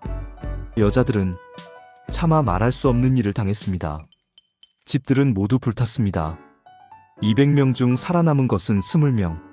산으로 도망친 사람들 뿐이었습니다. 이런 일이 전라도, 충청도 곳곳에서 벌어졌습니다. 공주성 주변에서는 수천 명이 학살당했습니다. 논산에서도 대학살이 벌어졌습니다. 마을 10곳이 완전히 사라졌습니다. 금산, 전주, 김제, 정읍. 농민군이 지나간 모든 곳에서 학살이 벌어졌습니다. 정확한 통계는 없지만 우금치 전투 이후 학살당한 농민의 수는 최소 3만 명에서 최대 10만 명으로 추정됩니다. 전투에서 죽은 7천 명과 합치면 동학농민혁명으로 인한 직접 사망자는 최소 4만 명에서 최대 12만 명입니다. 여기에 기아, 질병으로 죽은 사람을 합치면 총 사망자는 30만 명을 넘을 것으로 추정됩니다. 당시 조선 인구가 약 1700만 명, 인구의 약 2%가 이 혁명으로 죽은 것입니다. 1894년 겨울, 전라도와 충청도는 피로 물들었습니다. 12월 초, 일본군과 관군이 전주를 탈환했습니다. 그들은 모든 집강소를 파괴했습니다. 집강들을 체포하고 처형했습니다. 전주 장터에서 수백 명이 공개 처형되었습니다. 전라도 전체가 공포 분위기에 휩싸였습니다. 12월 중순, 농민군은 완전히 붕괴했습니다. 북쪽에서 함께 싸우던 손병희의 북적군도 패배했습니다. 손병희는 만주로 도망쳤습니다. 청나라 땅으로 넘어가 일본군의 손길을 피했습니다. 김계남은 체포되어 처형되었습니다. 손아중도 체포되었습니다. 최경선도 잡혔습니다. 전봉주는 끝까지 버텼습니다. 그는 남은 부하 수백 명과 함께 전라도 순창으로 숨어들었습니다.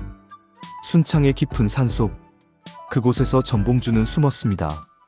언젠가 다시 일어날 것이다. 그는 여전히 꿈을 버리지 않았습니다. 하지만 12월 2일, 전봉주는 체포되었습니다. 그를 체포하게 만든 것은 배신이었습니다. 김경천, 그는 전 동학첩주였습니다. 함께 싸웠던 동지. 그가 전봉준의 은신처를 관군에게 알려준 것입니다. 왜 그는 배신했을까요? 돈 때문이었습니다. 관군은 전봉준의 체포에 큰 현상금을 걸었습니다. 김경천은 그 돈에 눈이 멀었습니다. 12월 2일 새벽, 관군이 은신처를 포위했습니다. 전봉준의 부하들은 싸우려 했습니다. 하지만 전봉준은 그들을 말렸습니다. 그만하시오. 이제 끝이오. 더 이상 무고한 사람이 죽어서는 안 돼요. 전봉준은 저항하지 않고 체포되었습니다. 다친 다리로는 도망칠 수도 없었습니다. 그는 쇠사슬에 묶였습니다. 손과 발에 무거운 쇠사슬이 채워졌습니다. 전봉준은 한양으로 압송되었습니다.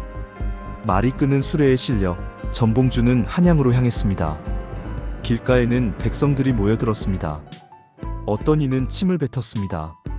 저 역적 때문에 우리가 고생했다. 어떤 이는 눈물을 흘렸습니다. 대장님, 몰래 눈물을 흘렸습니다. 12월 중순, 전봉준은 한양에 도착했습니다. 의금부 감옥, 조선 최고의 중죄인을 가두는 곳. 전봉준은 감옥에 갇혔습니다. 좁고 어두운 감방, 한 평도 안 되는 공간, 햇빛도 들지 않고 추위와 굶주림만이 있었습니다. 곧 신문이 시작되었습니다. 일본인 고문관도 참석했습니다. 일본은 전봉준에게서 정보를 캐내려 했습니다. 전봉준, 네가 반란의 주모자인가? 전봉준은 당당했습니다. 반란이 아니오. 혁명이오. 감히 이놈이 어디서? 신문관이 분노했습니다. 전봉주는 고문당했습니다. 곤장을 맞았습니다. 등과 엉덩이에 수십 대의 곤장. 살같이 찢기고 피가 흘렀습니다. 주리를 틀었습니다. 다리 사이에 나무를 끼우고 조이는 고문. 뼈가 부러지는 듯한 고통. 하지만 전봉주는 굴복하지 않았습니다. 12월부터 이듬해 3월까지 신문은 계속되었습니다. 왜 반란을 일으켰는가? 백성이 굶어 죽는데 가만히 있을 수 없었소. 탐관오리가 백성을 착취하는데 참을 수 없었소. 외놈이 우리 땅을 빼앗으려 하는데 막아야 했소. 동학은 사교다. 백성을 현혹시켰다. 동학은 사교가 아니오. 사람이 곧 하늘이라 가르치는 정당한 도리오. 양반과 상놈이 평등하다는 진리오. 감히 신분제를 부정하는가? 신분제가 무슨 천리란 말이오? 양반이라고 하늘이 정해준 것이오? 모두 같은 사람인데 왜 양반은 놀고 먹고 상놈은 평생 개처럼 살아야 하오? 나는 이것을 바꾸려 했소. 사람이 사람답게 사는 세상을 만들려 했소. 이것이 죄라면 나는 기꺼이 그 죄를 받아들이겠소. 이것은 당시로서는 엄청난 발언이었습니다. 조선의 근간을 부정하는 것이었으니까요. 이 신문 내용은 모두 기록되었습니다. 전봉준 공초. 지금도 남아있는 역사적 문서입니다. 1895년 3월 29일 전봉준에게 사형이 선고되었습니다. 그와 함께 손아중, 최경선, 김덕명, 성두환 등 농민군 지도자 20여 명도 모두 사형 선고를 받았습니다. 처형일은 1895년 4월 23일로 정해졌습니다. 사형 선고 후 처형까지 한 달, 전봉준은 감옥에서 마지막 시간을 보냈습니다. 그는 편지를 썼습니다. 가족에게, 동지들에게. 여보, 아이들아, 아비는 이제 곧 세상을 떠날 것이오. 아비를 원망하지 마시오. 아비는 옳은 일을 했소. 아이들아, 굳세게 자라거라.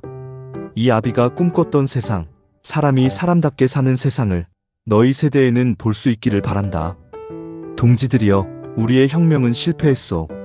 하지만 우리의 뜻은 실패하지 않았소. 언젠가 누군가는 우리가 하지 못한 일을 이룰 것이오. 언젠가는 조선의 정의가 실현될 것이오. 그때까지 기다리시오. 4월 22일 밤, 처형 전날 밤이었습니다. 전봉준은 잠들지 못했습니다. 좁은 감방에 누워 지난 일들을 떠올렸습니다. 고부에서의 봉기, 황토연에서의 첫 승리, 전주성 점령의 환희, 전주화약의 희망, 우금치의 참패, 그리고 지금 후회하는가? 스스로에게 물었습니다. 아니, 후회하지 않는다. 나는 옳은 일을 했다. 다시 태어나도 같은 선택을 할 것이다. 그는 평화로운 표정으로 눈을 감았습니다. 사건 8 전봉준의 처형, 혁명의 종말. 1895년 4월 23일 정오, 한양 감옥 형장. 처형이 집행될 시간이 다가왔습니다. 형장에는 교수대가 설치되어 있었습니다. 나무로 만든 높은 받침대, 그 위에 올가미가 매달려 있었습니다. 많은 사람들이 구경을 나왔습니다. 수천 명이 형장 주변을 둘러쌌습니다. 어떤 이는 호기심으로 조선 최대의 역적이 죽는 것을 봐야지. 어떤 이는 동정으로 불쌍한 양반, 백성을 위했는데, 어떤 이는 경멸로 저놈 때문에 나라가 난리였어. 정오 정각, 전봉준이 끌려 나왔습니다. 몇 달간의 투옥과 고문으로 그는 뼈만 앙상하게 남았습니다. 체중은 반으로 줄었습니다. 다리를 절뚝이며 걸었습니다. 하지만 그의 눈빛은 여전히 빛났습니다. 후회도 두려움도 없었습니다. 당당한 눈빛이었습니다. 전봉준과 함께 손아중, 최경선, 김덕명, 성두환, 총 20여 명의 농민군 지도자들이 함께 끌려 나왔습니다. 그들은 교수대 앞에 줄지어 섰습니다.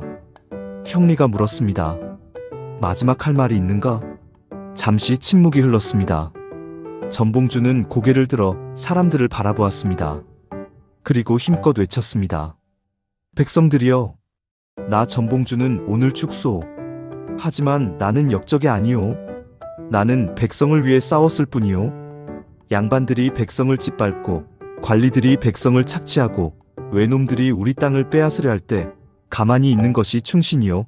아니면 일어나 싸우는 것이 충신이요? 나는 사람이 사람답게 사는 세상을 꿈꿨소. 양반도 상놈도 없는 모두가 평등한 세상을 꿈꿨소. 백성이 굶주리지 않는 정의로운 세상을 꿈꿨소. 이 꿈은 오늘 내가 죽는다고 끝나지 않을 것이요. 언젠가 이 땅에 내가 꿈꾸던 세상이 올 것이요. 내 목숨보다 백성의 목숨이 더 소중했소. 내 안위보다 나라의 안위가 더 중요했소. 오늘 내가 죽지만 내 뜻은 죽지 않을 것이요. 형장이 숙연해졌습니다. 많은 사람들이 눈물을 흘렸습니다. 하지만 일부는 여전히 비난했습니다. 역적 주제에 변명이 많구나. 형리가 목에 올가미를 걸었습니다. 전봉주는 눈을 감지 않았습니다. 끝까지 하늘을 바라보았습니다. 우리가 실패했지만 언젠가는 누군가는 우리의 꿈을 이룰 것이다. 형리의 손이 레버를 당겼습니다. 발판이 떨어졌습니다. 전봉준의 몸이 허공에 떠올랐고 그리고 멈췄습니다. 1895년 4월 23일 정오, 전봉준, 향년 38세. 조선을 바꾸려 했던 혁명가는 이렇게 생을 마감했습니다. 같은 날 손아중, 최경선 등 농민군 지도자 20여 명도 함께 처형되었습니다. 손아중은 외쳤습니다. 우리는 백성을 위해 싸웠다. 역사가 우리를 증명할 것이다. 최경선은 조용히 말했습니다. 하늘이시여, 우리의 뜻을 아소서. 20여 명이 한꺼번에 교수대에 올랐습니다. 그들의 몸이 일제히 허공에 떠올랐습니다. 형장이 침묵에 잠겼습니다. 시신들은 곧 내려졌습니다. 그들은 한양 서쪽 공동묘지에 묻혔습니다. 표지도 없이, 이름도 없이. 1895년 4월 23일, 동학농민혁명은 공식적으로 끝났습니다. 혁명은 실패했습니다. 탐관오리는 여전히 백성을 착취했고 신분제는 그대로 유지되었으며 일본의 침략은 더욱 노골화되었습니다. 혁명의 대가는 참혹했습니다. 전사자, 처형자, 학살당한 민간인을 합치면 최소 30만 명에서 최대 50만 명이 죽었습니다. 당시 조선 인구가 약 1700만 명이었으니 인구의 약 23%가 이 혁명으로 죽은 것입니다. 수많은 가족이 뿔뿔이 흩어졌습니다. 부모를 잃은 고아, 자식을 잃은 부모, 남편을 잃은 과부. 전라도와 충청도는 황폐해졌습니다. 마을이 불타고 농토가 황폐해지고 수년간 복구되지 못했습니다. 이듬해 봄, 전라도는 여전히 폐허였습니다. 농사를 짓지 못해 백성들은 굶주렸습니다. 시체가 제대로 처리되지 않아 전염병이 돌았습니다. 혁명 이후에도 기아와 질병으로 수만 명이 더 죽었습니다. 결과적으로 가장 큰 승자는 일본이었습니다. 일본은 동학농민혁명을 진압하는 과정에서 조선에 대한 지배력을 더욱 강화했습니다. 1895년 10월 8일, 일본은 명성황후를 시해했습니다. 을미사변, 경복궁에 난입한 일본 낭인들이 명성황후를 칼로 찔러 죽이고 시신을 불태웠습니다. 조선은 급속도로 무너져갔습니다. 1905년 을사늑약, 일본이 조선의 외교권을 빼앗았습니다. 1910년 한일병합조약, 조선이 일본의 식민지가 되었습니다. 전봉준이 외쳤던 외놈을 몰아내라는 외침은 결국 실현되지 못했습니다. 오히려 조선은 일본의 식민지가 되었습니다. 하지만 정말 실패였을까요? 정말 전봉준의 꿈은 사라진 것일까요? 사건 구혁명의 유산, 실패했지만 사라지지 않은 정신. 전봉준이 처형된 후 동학은 심각한 탄압을 받았습니다. 조정과 일본은 동학 신자들을 색출했습니다. 수만 명이 체포되고 처형되고 고문당했습니다. 동학 조직은 와해되었습니다. 접주들은 체포되거나 도망쳤습니다. 신도들은 동학을 버리고 숨었습니다. 하지만 동학은 완전히 사라지지 않았습니다. 지하로 숨어들었습니다. 만주로 도망쳤던 손병희는 몇 년 후 조선으로 돌아왔습니다. 그는 비밀리에 동학을 재조직했습니다. 하지만 이제는 조심스러웠습니다. 정치적 활동은 피하고 종교 활동에만 집중했습니다. 1905년, 동학은 이름을 바꿨습니다. 천도교. 새 이름으로 새 출발을 하려는 시도였습니다. 손병희가 천도교의 교주가 되었습니다. 천도교는 점차 교세를 확장했습니다. 수십만 명의 신도가 모였습니다. 천도교는 교육에 힘썼습니다. 학교를 세우고 청년들을 교육했습니다. 그들은 민족의식을 고취했습니다. 우리는 하나의 민족이다. 일본의 지배에서 벗어나야 한다. 천도교는 종교를 넘어 독립운동 조직으로 발전했습니다. 1918년 말 천도교 지도부는 비밀회의를 열었습니다. 손병희가 말했습니다. 때가 왔소. 우리가 다시 일어나야 할 때가 왔소. 우리 민족의 독립의지를 세계에 선포해야 하오. 평화적으로, 비폭력으로, 하지만 확실하게. 천도교는 독립운동을 준비했습니다. 기독교, 불교와도 연합했습니다. 1919년 3월 1일 파고다 공원현 탑골공원 민족대표 33인이 독립선언서를 낭독했습니다. 33인 중 15명이 천도교인이었습니다. 거의 절반이었습니다. 손병희가 민족대표의 대표였습니다. 그는 전봉준의 뜻을 이어받아 일본에 맞서 싸운 것입니다. 대한 독립 만세. 탑골공원에서 시작된 만세 시위는 순식간에 전국으로 확산되었습니다. 이것은 동학농민혁명의 정신이 이어진 것이었습니다.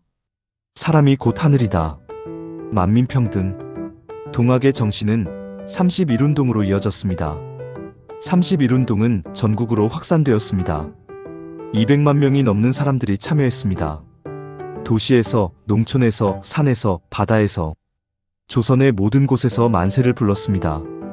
어떻게 보면 이것은 25년 전 동학농민혁명의 재현이었습니다. 다만 이번에는 더 조직적이고 더 평화적이었죠. 일본은 무자비하게 탄압했습니다. 총을 쏘고 칼로 베고 불을 질렀습니다. 7,500명 이상이 죽었습니다.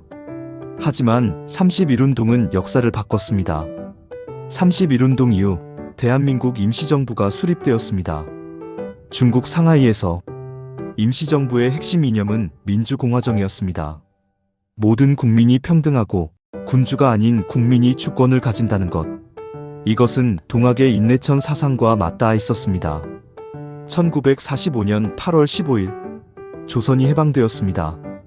35년간의 일본 식민 지배가 끝났습니다. 전봉준이 외쳤던 외놈을 몰아내라. 50년이 걸렸지만 결국 실현되었습니다. 1948년 8월 15일 대한민국이 건국되었습니다. 대한민국 헌법 제1조. 대한민국은 민주공화국이다. 대한민국의 주권은 국민에게 있고 모든 권력은 국민으로부터 나온다. 이 민주주의 정신의 뿌리를 거슬러 올라가면 동학농민혁명에 닿습니다. 전봉준이 꿈꿨던 세상. 양반도 상놈도 없고 모두가 평등하게 사는 세상. 이 꿈은 실현되었을까요? 법적으로는 실현되었습니다. 1894년 갑오개혁에서 신분제가 공식 폐지되었습니다. 아이러니하게도 동학농민혁명을 진압한 일본이 조선의 강요한 개혁이었죠. 노비제도가 폐지되었습니다. 노비 문서가 불태워졌습니다. 전봉준이 요구했던 그대로 1894년 갑오개혁으로 과부의 재혼도 자유로워졌습니다. 전봉준이 요구했던 청상과부 재혼 허용. 토지개혁은 해방 후에야 이루어졌지만 결국은 실현되었습니다. 1949년 농지개혁법. 오랫동안 전봉준은 역적으로 취급받았습니다. 일제는 전봉준을 폭도의 우두머리라고 매도했습니다. 해방 후에도 한동안 제대로 평가받지 못했습니다. 보수적인 시각에서는 여전히 반란군으로 봤습니다. 1960년대부터 역사학자들이 재평가하기 시작했습니다. 동학농민혁명은 반란이 아니라 혁명이었다. 1980년대 민주화 운동 과정에서 동학농민혁명은 재조명되었습니다. 특히 1980년 광주민주화 운동은 동학농민혁명과 많은 유사점이 있었습니다. 부당한 권력에 맞서 싸운 민중, 무력으로 진압당한 비극. 하지만 역사에 길이 남은 정신. 1994년 동학농민혁명 100주년. 정부는 공식적으로 전봉준을 복권했습니다. 2018년 5월 11일이 동학농민혁명 기념일로 지정되었습니다. 이제 전봉준은 역적이 아닌 민족 영웅으로 기억됩니다. 전국 곳곳에 전봉준의 동상이 세워졌습니다. 정읍, 고창, 서울, 동학농민혁명 기념관도 세워졌습니다. 전라북도 정읍에 전봉준과 동학농민혁명은 교과서에 실렸습니다. 아이들은 학교에서 배웁니다. 하지만 여전히 논란은 있습니다. 보수 진영 동학농민운동은 좋았지만 과격했다. 진보 진영 동학농민혁명은 민중의 정당한 저항이었다. 심지어 명칭도 논란입니다. 동학농민혁명이냐, 동학농민운동이냐? 역사는 단순하지 않습니다. 전봉준과 농민군은 고귀한 목표를 위해 싸웠지만 과정에서 많은 무고한 생명도 희생되었습니다. 혁명가인 동시에 전쟁을 일으킨 자, 영웅인 동시에 수많은 사람을 죽음으로 몰아넣은 자. 역사는 늘 이렇게 복잡합니다. 하지만 한 가지는 분명합니다. 전봉준과 동학농민군이 없었다면 우리의 민주주의도 없었을 것입니다. 사건 10에필로그, 역사는 반복된다. 1894년 동학농민혁명, 2025년 지금 131년의 시간이 흘렀습니다. 많은 것이 변했습니다. 신분제는 사라졌고 누구나 평등한 권리를 가지며 민주주의 국가에 살고 있습니다. 대한민국은 세계 10위권의 경제대국이 되었습니다. K-팝, K-드라마가 세계를 휩쓸고 첨단 기술로 세계를 선도합니다. 만약 전봉준이 지금의 대한민국을 본다면 깜짝 놀랄 것입니다. 이것이 조선이란 말인가? 거대한 빌딩들, 자동차들, 스마트폰들. 하지만 정말 모든 것이 변했을까요? 여전히 불평등은 존재합니다. 재벌과 서민의 격차. 상위 10%가 전체 부의 절반을 소유합니다. 서울과 지방의 교육 격차. 강남과 강북의 차이. 정규직과 비정규직의 차별. 같은 일을 해도 임금은 절반. 기성세대와 청년세대의 갈등. 헬조선이라는 자조적 표현. 여전히 부패는 존재합니다. 권력자의 농단, 뇌물, 횡령, 비리, 재벌의 부당한 특혜, 법 위에 군림하는 권력, 공정하지 않은 채용, 승진 기회, 금수저, 흑수저라는 단어. 1894년 농민들이 외쳤던 것처럼 오늘날에도 사람들은 외칩니다. 공정하라, 평등하라, 정의를 실현하라. 2016년 겨울, 수백만 명의 시민이 광장에 모였습니다. 촛불을 들고 평화롭게 행진했습니다. 어떻게 보면 이것도 동학 정신의 재현이었습니다. 부정부패한 권력에 맞서 시민이 직접 나선 것. 하지만 1894년과는 달랐습니다. 피를 흘리지 않았습니다. 평화롭게 민주적으로 권력을 교체했습니다. 혁명은 진화했습니다. 폭력이 아닌 평화로, 죽창이 아닌 촛불로, 유혈이 아닌 투표로. 만약 전봉준이 이 광경을 본다면 어떤 생각을 할까요? 이것이 내가 꿈꿨던 세상이요. 수백만 명이 평화롭게 행진하는 모습. 무기도 없이, 폭력도 없이 그저 목소리로 권력을 바꾸는 모습. 우리는 죽창을 들고 싸워야 했어. 수만 명이 죽어야 했어. 하지만 이제는 촛불만 들면 되는구려. 그는 눈물을 흘릴지도 모릅니다. 기쁨의 눈물을. 하지만 아직 충분하지 않소. 진정한 평등은 아직 멀었소. 여전히 불공정이 있고, 여전히 특권이 있고, 여전히 차별이 있어. 혁명은 한 번으로 끝나는 것이 아니오. 계속되어야 하오. 매 순간, 매 세대가 정의를 위해 싸워야 하오. 그는 이렇게 말할지도 모릅니다. 혁명은 끝나지 않았습니다. 1894년에 시작된 혁명은 여전히 진행 중입니다. 이제 그 혁명을 이어갈 책임은 우리에게 있습니다. 내 뜻은 죽지 않을 것이요. 전봉준의 마지막 말. 그의 뜻은 정말 죽지 않았습니다. 131년이 지난 지금도 그의 정신은 살아 숨쉬고 있습니다. 불의를 보고 분노하는 마음, 약자를 보호하려는 마음, 더 나은 세상을 만들려는 마음.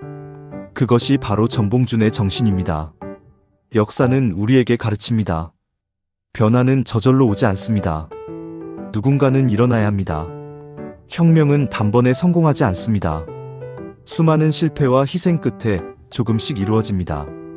한 사람의 용기가 세상을 바꿉니다.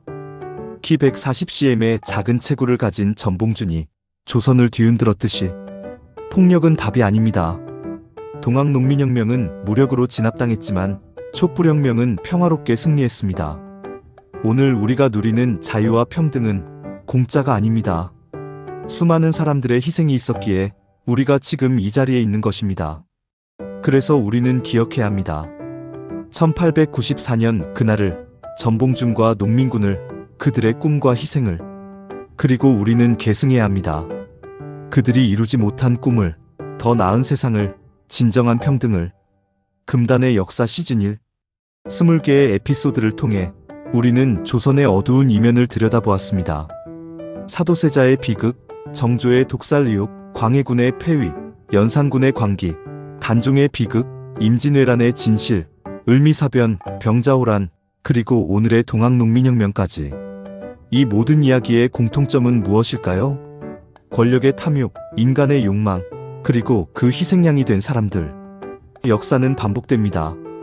같은 실수를, 같은 비극을. 하지만 우리는 역사에서 배웁니다.